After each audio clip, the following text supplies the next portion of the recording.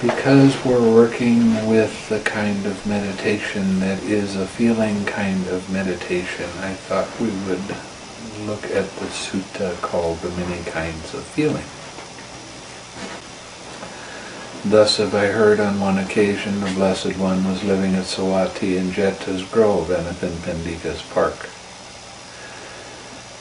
Then the carpenter Panjakanga went to the Venerable Udayan, and after paying homage to him, sat down at one side and asked him, "Venerable Sir, how many kinds of feeling have been stated by the Blessed One?" "3 kinds of feeling have been stated by the Blessed One, householder: pleasant feeling, painful feeling, and neither painful nor pleasant feeling. These 3 kinds of feeling have been stated by the Blessed One." "Not 3 kinds of feeling have been stated by the Blessed One, Venerable Udayan. 2 kinds of feeling have been stated by the Blessed One: pleasant feeling and painful feeling. This neither painful nor pleasant feeling has been stated by the Blessed One as a peaceful and sublime kind of pleasure."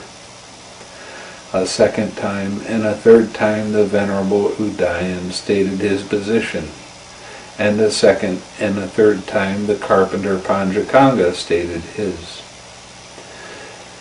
But the Venerable Udayan could not convince the carpenter Panjakanga, nor could the carpenter Panjakanga convince the Venerable Udayan.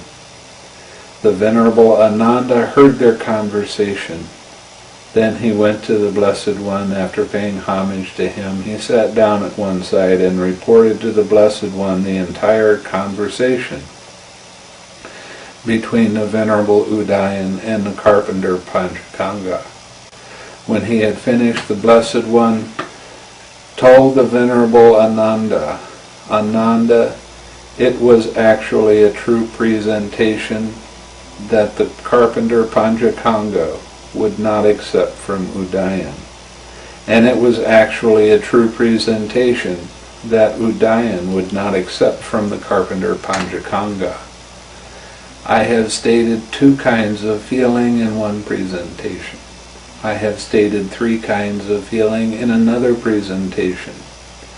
I have stated 5 kinds of feeling in another presentation. 5 kinds of feeling: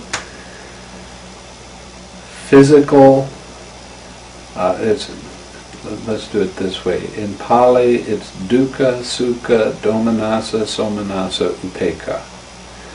Dukkha is a painful physical feeling. Sukha is a pleasant physical feeling. Domanassa is a painful mental feeling. Somanassa is a pleasant mental feeling. Upekkha is equanimity. I have stated 6 kinds of feeling in another presentation. The 6 kinds of feeling are at each one of the sense doors. When the feeling arises at the eye, at the ear, nose, tongue, body, mind. I have stated 18 kinds of feeling in another presentation. I have stated 36 kinds of feeling in another presentation. I have stated 108 kinds of feeling in another presentation. I'm not going to go into these. That is how the Dhamma has been shown by me in different presentations. When the Dhamma has thus been shown by me in different presentations, it may be expected of those who will not concede, allow, and accept what is well stated and well spoken by others, that they will take to quarreling and brawling and disputing, stabbing each other with verbal daggers. But it may be expected of those who concede, allow, and accept what is well stated and well spoken by others, that they will live in concord with mutual appreciation without disputing, blending like milk and water, viewing each other with kindly eyes. what we're talking about here, stabbing each other with verbal daggers seems to be the way that a lot of people discuss Buddhism and what the Buddha taught. And everybody has their own philosophy. They have their own ideas of what they think the Buddha taught. One of the reasons that I spend so much time reading the suttas is so that you get the idea that it's not my philosophy. It is not my ideas. This is not my way of doing anything. This is what the Buddha said. And this is as close as we can come to the actual teaching of the Buddha. The more we go back to the original teaching and start looking at all of the instruction that the Buddha gave, we will begin to have a practice that is immediately effective. And it's easy to see that the Buddha's path is a way of developing and changing your personality so that it becomes softer, more open, more accepting, kinder. The whole point of the Buddha and his teaching was to show people how to have an uplifted mind, not how to quarrel with each other.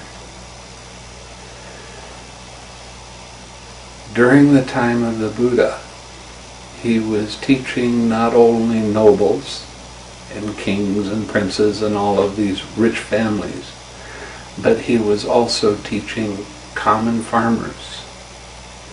Now, what he taught had to be understood very easily by the farmers, or else they would not have tried the practice.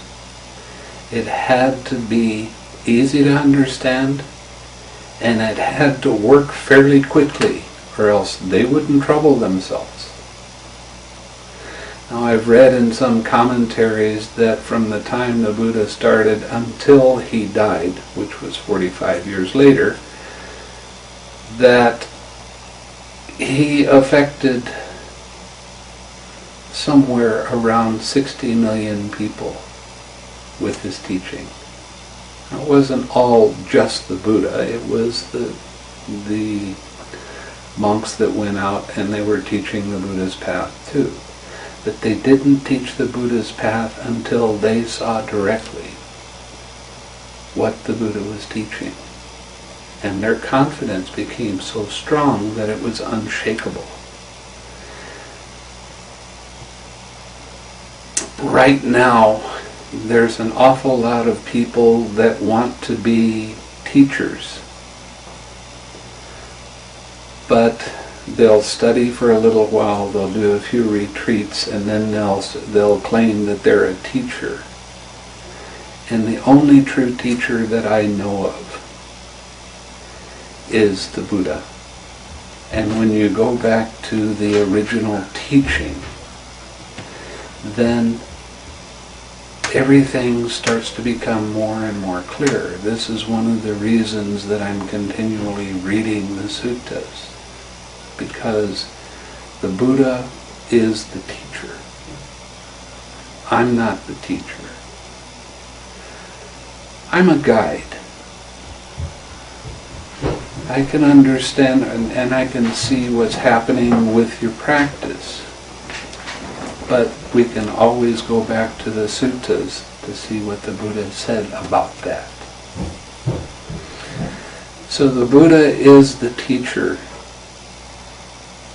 And the closer we can stay with the teachings in the suttas, the easier and faster our progress becomes. The deeper your understanding will become because of the Buddha's teaching. You don't need to add anything. You don't need to subtract anything. All you need to do is go to the original teaching and follow the directions as closely as possible. So, when the Buddha was giving all of these discourses, he gave a lot of discourses to monks. He gave a lot of discourses to laymen. The monks he would generally spend a little bit more time with and go into more depth, because that's the profession of being a monk. Being a monk means that you have more time to study, you have more time to practice, you have more time to see for yourself what the Buddha was talking about. It is a real good idea that any time anyone is using a commentary, to take that commentary and compare it with what it says in the suttas themselves. If the commentary does not agree with what the suttas say, it's best not to use that commentary very much. It might have some great points in it, but if by and large there are mistakes when you compare it with the original teaching, then it will only cause confusion and cause more misunderstanding about what the emphasis of the practice is. So if you take the sutta, if you take the commentaries and you put them on the shelf where they belong, just as reference to see, and go to the original teachings, you might find that the kind of practice that you've been using for however many years doesn't really agree so well with what the suttas are teaching. An example of this is the Satipatthana Sutta and the directions in the mindfulness of breathing in that sutta. And I'll read to you what the Satipatthana Sutta says. This is not my interpretation. This is what the sutta says. It says, contemplation of body, mindfulness of breathing. This is section number 4 in Sutta number 10 in the Middle Length Sayings. And how monks, does a monk abide contemplating the body as a body? Here a monk gone to the forest or to the root of a tree or an empty hut sits down, having folded his legs crosswise, set his body erect, and establishes mindfulness in front of him. Ever mindful he breathes in, mindful he breathes out.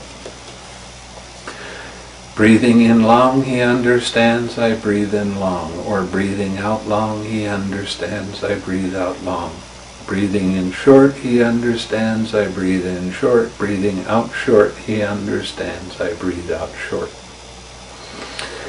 Now the first two sentences here are talking about understanding that you know what the breath is doing. It's nothing to do with breath body. It has to do with the breath itself. You understand when you take a long breath, you understand when you take a short breath. It does not say to focus only on the breath. It does not mention your nostril tip, your upper lip, or your abdomen. It just says you know when you take a long breath and when you take a short breath. Now we get into the actual instructions on the meditation. He trains thus. These are key words because this is how you train yourself. I shall breathe in, experiencing the whole body. He trains thus. I shall breathe out, experiencing the whole body. This is not body of breath. This is the entire body. Now, he trains thus, I shall breathe in, tranquilizing the bodily formation. He trains thus, I shall breathe out, tranquilizing the bodily formation. So it's saying that on the in-breath, you tranquilize the bodily formation. On the out-breath, you tranquilize the bodily formation. What does that mean? It means that if there is any tension or tightness anywhere in your body, you relax it on the in-breath and you relax it on the out-breath. This step has been forgotten, not used with a lot of people that are practicing meditation today. This step is a very, very important part of the meditation. There is a tightness that is very subtle that occurs in the head, around your brain. There's a membrane around your brain that kind of holds your brain all together. Every time there is any kind of distraction, it contracts. And with that contraction, there's a tension or tightness that arises. On the in-breath, you relax that tension or tightness. On the out-breath, you relax that tension or tightness. When your mind becomes distracted, you notice that your mind is distracted. You let that distraction be there by itself and relax the tension or tightness caused by mind's attention moving to that distraction. The more you become familiar with how that tension or tightness arises, the easier it is to see that. Now, what is this tension or tightness that arises? This tension or tightness that arises is craving. And every time you let go of craving, you feel your mind expand and then become calm. Every time you let go of craving, your mind is pure at that time. Your awareness is very sharp. There are no thoughts. There's just this pure awareness. And you bring this pure awareness back to your object of meditation. So every time you let go of tension and tightness, you are letting go of craving, which happens to be the second noble truth. The cause of suffering is craving. When you let go of that craving, that purity of mind, at that moment is the cessation of suffering. And you do this on the in-breath, and you do this on the out-breath. There's a distraction, you let the distraction be, you relax, bring that pure mind back to your object of meditation, and relax some more.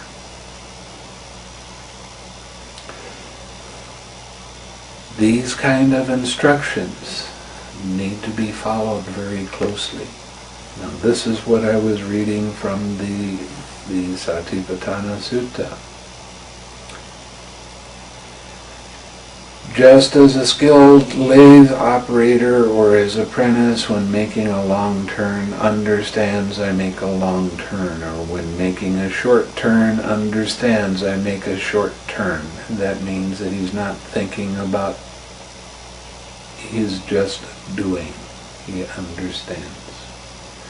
So too, breathing in long, a monk understands I breathe in long. So, when we start following the directions of the Buddha with the mindfulness of breathing, we can also carry these same directions over to the practice of loving kindness. Anytime there is a distraction and your mind's attention moves from the feeling of loving kindness and making a wish for happiness to that distraction, whatever it happens to be, there is tension and tightness that arises at that time. You allow the feeling to be there by itself and relax. Bring that clear, pure mind back to the feeling of loving kindness, making a wish for happiness.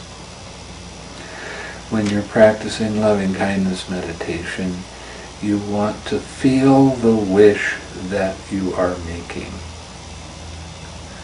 May I be happy. You know what it feels like to be happy. Take that happy feeling, put it in the center of your heart and radiate that feeling to yourself or to your spiritual friend. You know what it feels like to be peaceful and calm. Feel that peace and calm. Put that feeling in your heart and surround yourself with that feeling and radiate that feeling. There are times when your mind can feel kind of dull or cloudy, so you make a wish for a very clear mind, an observant mind, an accepting mind. Whatever wish you make, you want to feel that wish.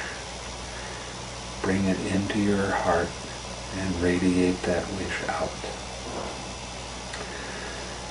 When you're radiating loving kindness to your spiritual friend, you want to put your spiritual friend right in the middle of your heart.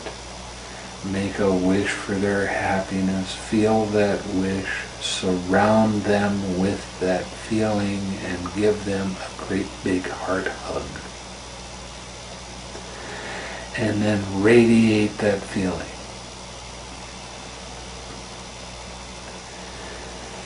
So when we're talking about the many different kinds of feeling, this meditation is not an intellectual kind of meditation. This is a feeling meditation. When you're doing this practice, you want to practice smiling. You want to smile with your mind, smile with your eyes, even though your eyes are closed. Put a little smile on your lips and a smile in your heart. Anytime you see that you are not smiling, you don't criticize yourself, you don't come down on yourself because you forgot.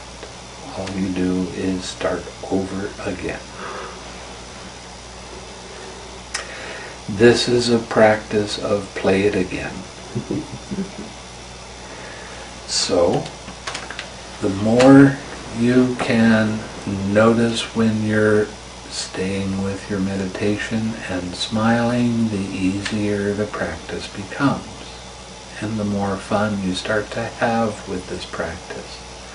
I know it's kind of an unusual thing to talk about meditation and fun in the same breath, because we've had this idea brought to this country that meditation is serious stuff and we better be serious right along with it. But actually, it's more fun to have fun. It's more fun to radiate a happy feeling. And it's much easier to radiate that happy feeling when you're having fun doing it.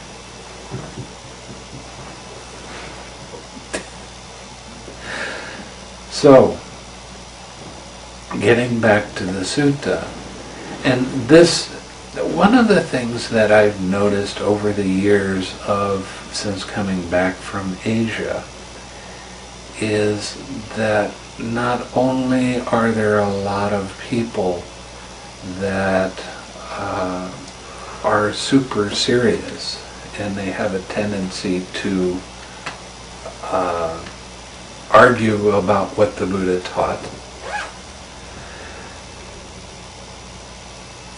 but they tend to take the practice of sitting meditation as the only real form of meditation.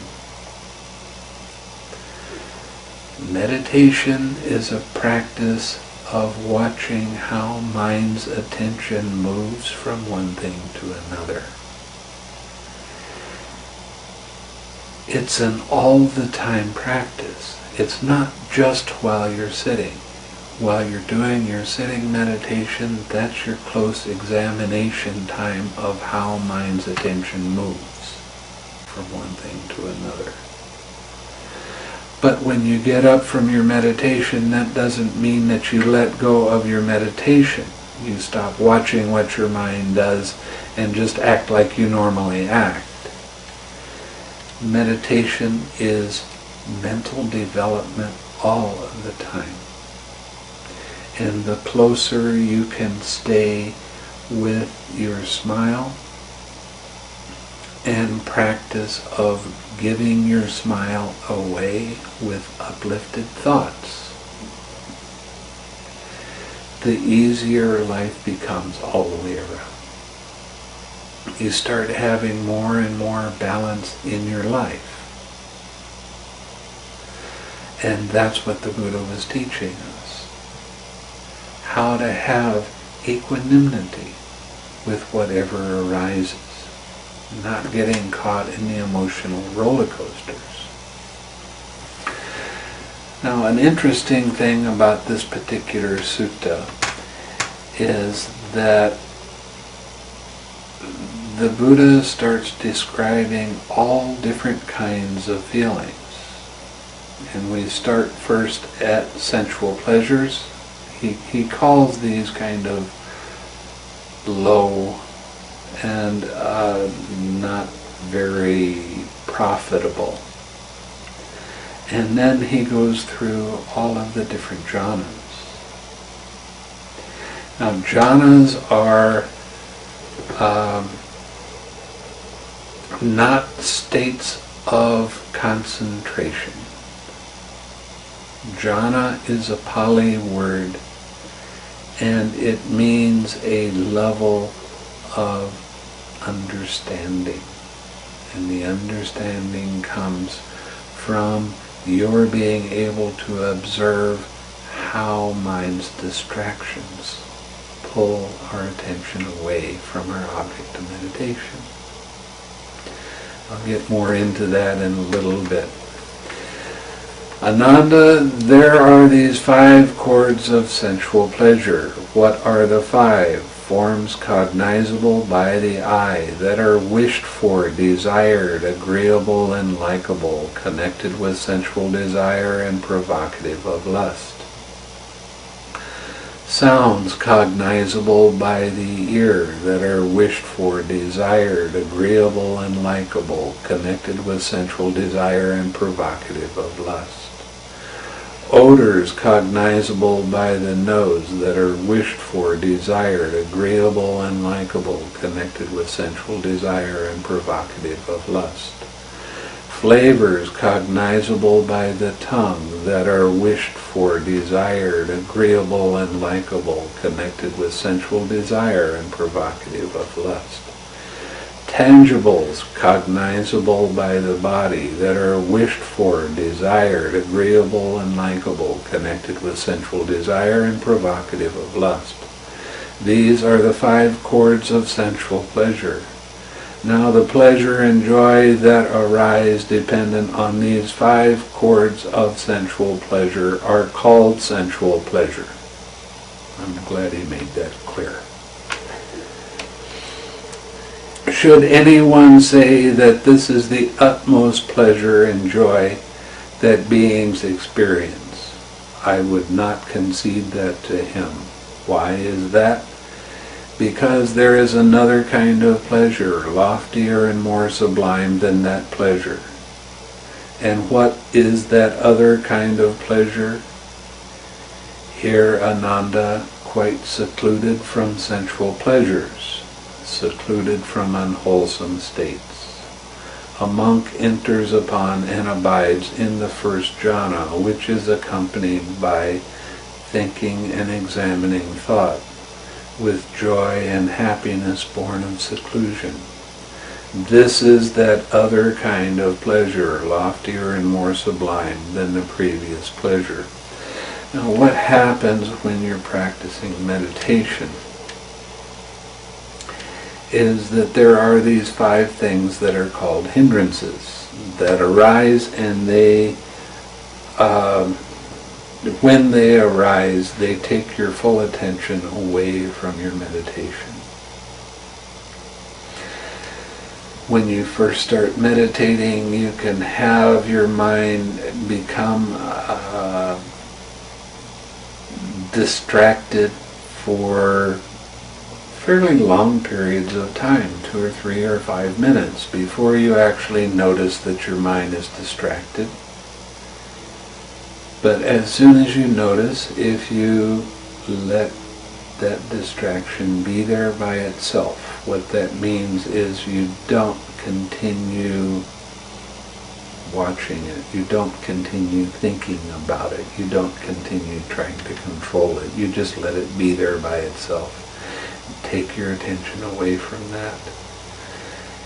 What you do then is relax the tension and tightness caused by mind's attention moving over to that distraction. Now you smile and redirect your attention back to your object of meditation, which is the loving kindness, the feeling of radiation in your heart, making a wish for your friend's happiness and smiling into that.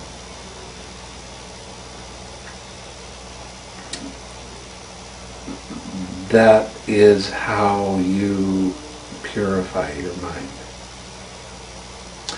This is part of the Eightfold Path, the part that's called right effort by most people. I call it harmonious practice. Right effort is noticing that your mind is on an unwholesome object, letting go of that unwholesome object and relaxing. Bringing up a wholesome object, smiling,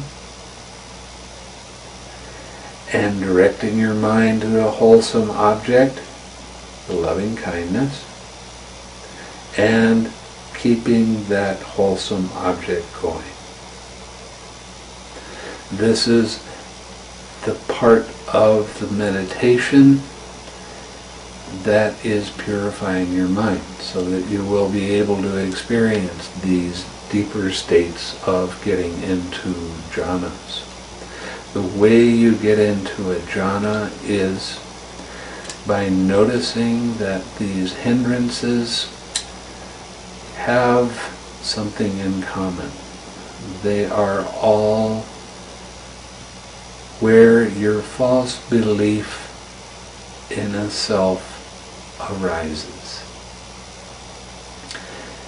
A hindrance, when it arises, we have a tendency to take it personally and hold on to it and try to control the feeling with our thoughts. Now we're made up of this psychophysical process is made up of 5 different things. You have a physical body, you have feeling, pleasant, unpleasant, neutral. You have perception. Perception is the part of the mind that names things. You see these and your mind says these are glasses. That was a part of your mind that recognized this. It also has to do with memory. Now you have thoughts and then you have consciousness. So these 5 things make up this psychophysical process. What our mistake always is when a feeling arises, let's say it's a painful feeling, what we immediately try to do is think the feeling and control the feeling with the thoughts. But that doesn't work. What happens is when you try to control the feeling with the thoughts, the feeling starts to get bigger and more intense. And then you try to control even more. Now this is how depression arises, this is how anxiety arises, this is how all of our negative emotional states arise. The feeling arises, and then we try to control the feeling with our thoughts.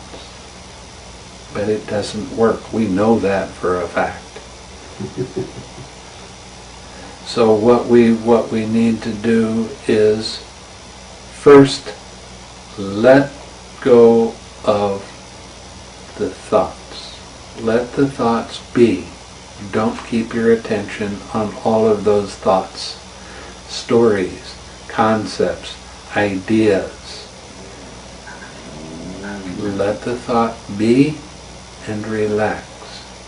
Now you'll see that the feeling is there. It's a painful feeling, and you have this tight mental fist wrapped around the feeling. The tight mental fist is aversion. You don't want that feeling to be there. You don't like that feeling. You want it to be different than it is. But the truth is, when a feeling arises, it is there. What you do with what arises in the present moment dictates what happens in the future. If you're fighting with what arises in the present moment, you can look forward to a lot of suffering, not only now, but in the future.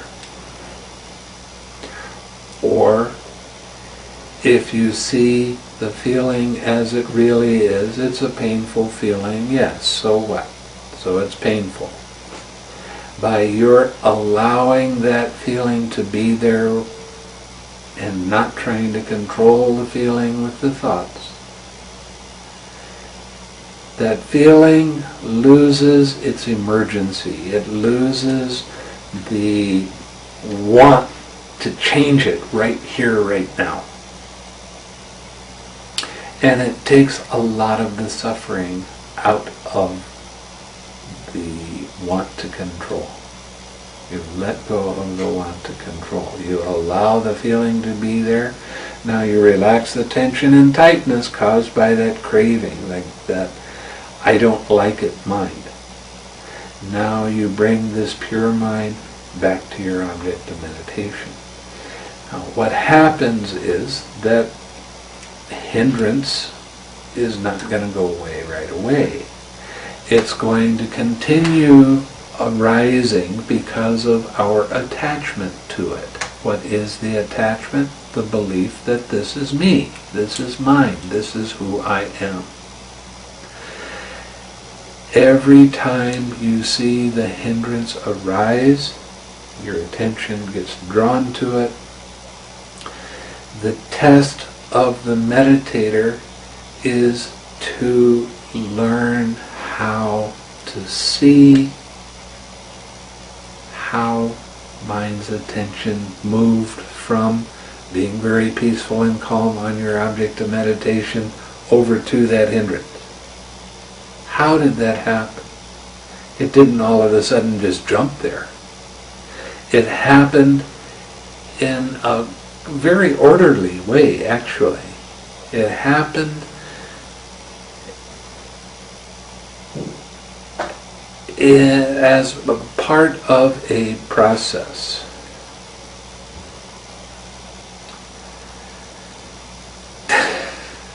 The tutor. And it always happens in the same way.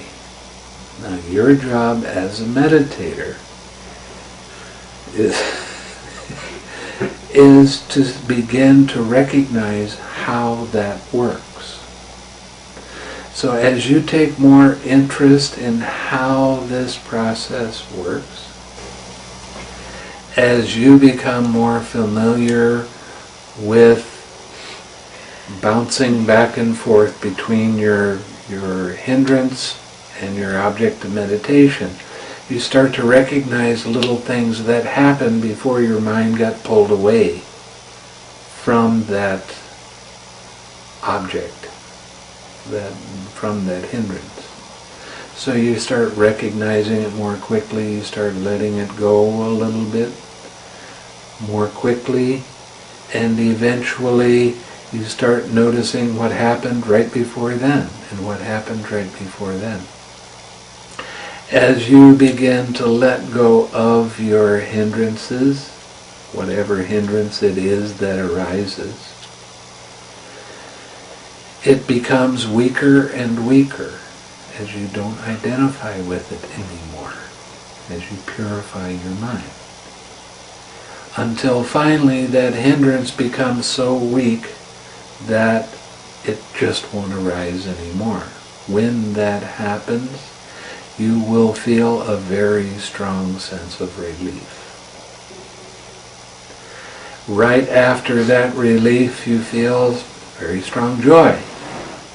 And this joy is an uplifting joy, is what it's called. You feel very light in your mind, and you feel very light in your body. When this feeling arises, what do? When it first happens, you grab onto it and say, this is great stuff, I love it, I want it to stay. The harder you hold on to it, the faster it disappears. So what is your job? Your job as a meditator is to notice that this is a different kind of feeling. Now it's a pleasant feeling. So now you let that feeling be, and you come back to your object of meditation. That feeling will eventually change, and it will fade away. When it does, you feel very, very strong tranquility. Very peaceful, very calm.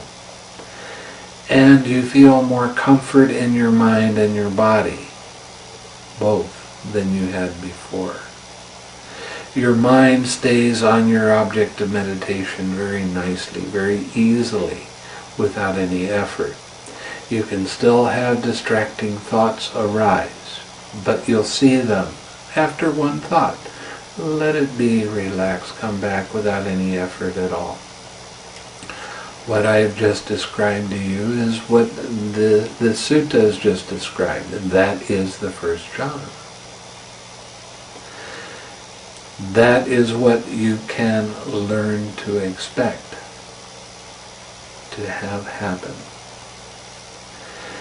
This happens because you're beginning to understand how the process of mind's attention is moving from one thing to another. You're starting to see it more clearly. And every time you let go of the tension and tightness caused by that mind's attention moving, you are letting go of craving. So, should, see, that is the other kind of pleasure, loftier and more sublime than the previous pleasure. Should anyone say that is the utmost pleasure and joy that beings experience, I would not concede that to him. Why is that? Because there's another kind of pleasure, loftier and more sublime than that pleasure. And what is that other kind of pleasure?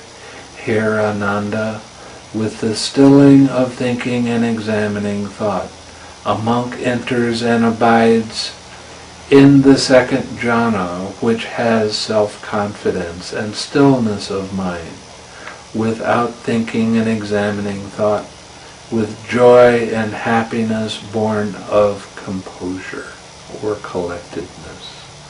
This is that other kind of pleasure, loftier and more sublime than the previous pleasure. So as you are in the first jhana and you have all of this joy and then you experience the happiness and peace of mind, eventually your mindfulness is going to slip. It's going to get weak. And when it does, you have another hindrance arise. Now you get to work with this hindrance. And as you start to teach yourself more and more how mind's attention moves, you start letting go of that hindrance more easily. You start letting go of your attachment to those thoughts and feelings that you used to hold as yours. And as you do that, you start seeing this process happening again, and you start recognizing it, and you start letting go a little bit more easily until that hindrance fades away again. And when that hindrance fades away, another sense of relief and the joy you experience is much stronger. The uplifting feeling is much lighter. You feel like you're almost floating in the air when this happens. Because you're starting to understand more and more clearly how the process of the meditation works, you start to gain a lot of confidence. And with that confidence, you begin to lose your doubt that this is the right path. With that confidence, you start to feel more and more sure that this really is the right way to do it. Now, when you get into the second jhana, before you were verbalizing a wish for your spiritual friend's happiness. But now what happens is you try to make a wish and you start to feel tension and tightness arising in your head. So at this point you have to let go of verbalizing the wish. Now you just bring that feeling of peace or tranquility or clarity or happiness and put that in your heart without verbalizing. This is called, in Buddhist terms, true noble silence, because you don't need to verbalize anymore. That doesn't mean that you won't have verbalization. You still can have some, but these are observation thoughts. My mind has got a lot of joy in it right now. your observation of thoughts are thoughts about what is happening in the present moment. It's not what you would like to see happen in the future. It's not about what happened in the past. It's only a single thought, and it's an observation thought of this is what I'm experiencing right now. That's okay for those kinds of thoughts.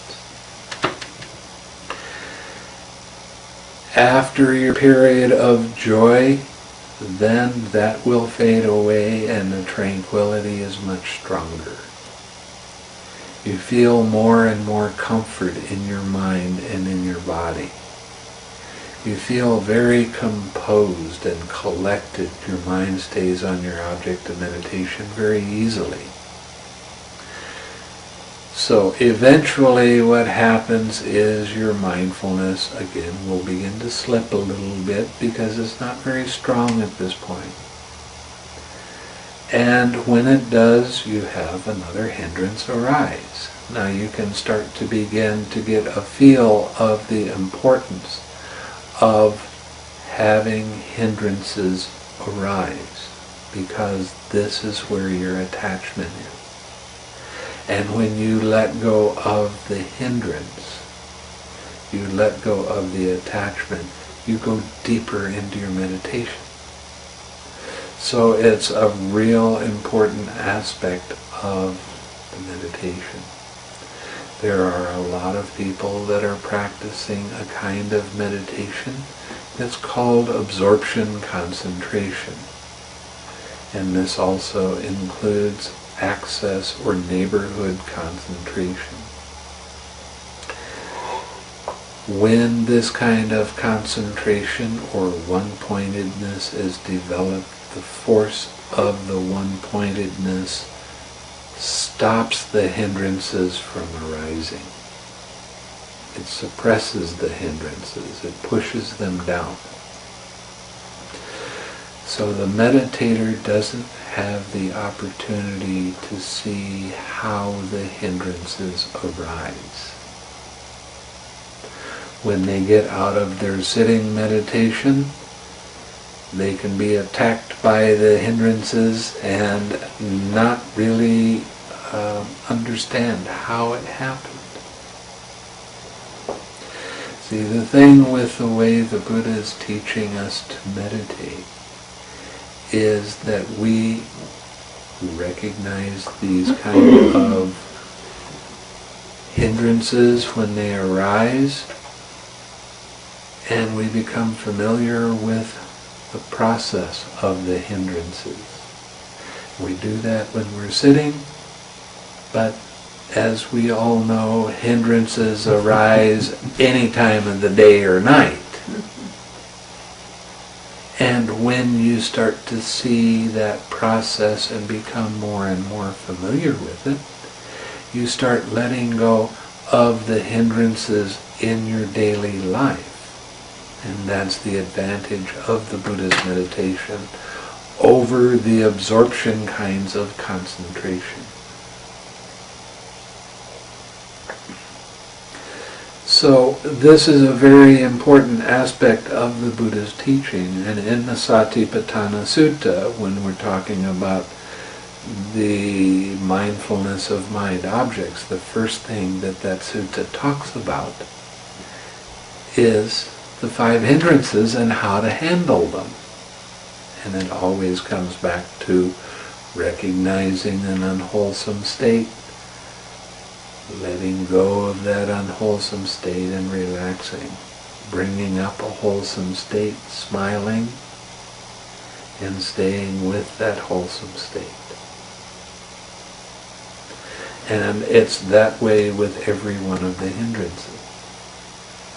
So the hindrances are a very necessary part of our practice because they are teaching us where our attachments are. And it's teaching us how the process of their arising occurs. And this process is definitely an important aspect of the teaching. It's called the process of dependent origination. And this is where you get to see the Four Noble Truths in action. We'll go into that at a later time.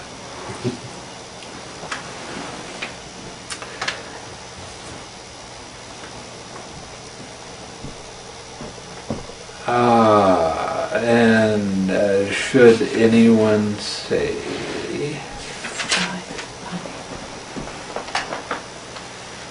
that this is the utmost pleasure and joy that beings experience, I would not concede that to him. Why is that? Because there's another kind of pleasure, loftier and more sublime than that pleasure. And what is that other kind of pleasure?